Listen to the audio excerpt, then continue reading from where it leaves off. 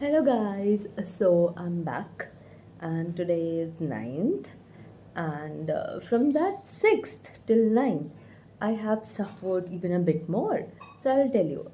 After that test of mine I was in a lot of pain and then somehow the 2 to 3 days have passed and I again went to the doctor and I got to know a new thing that I had an infection from the tetanus.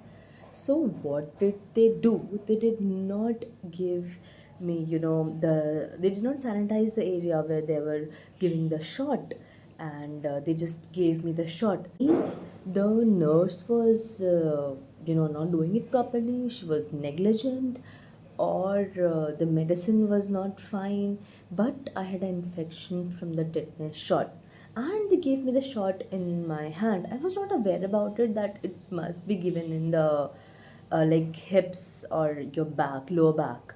So these things caused problems, and then I went to the doctor again, and he said that he was not sure what problem I had.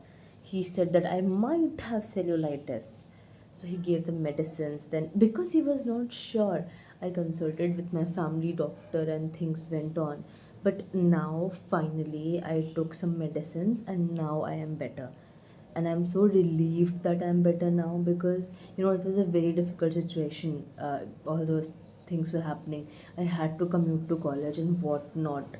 So, oh God, never take a tetanus shot until unless you're actually injured with a rusted object or when the doctors actually recommend it. Because ask the doctor or the nurse before giving when is it given, how is it given, and what kind of reactions can you have. Can you have a fever or whatever can you have? Just ask them, inquire about it before getting a tetanus shot. Please, this is a humble request.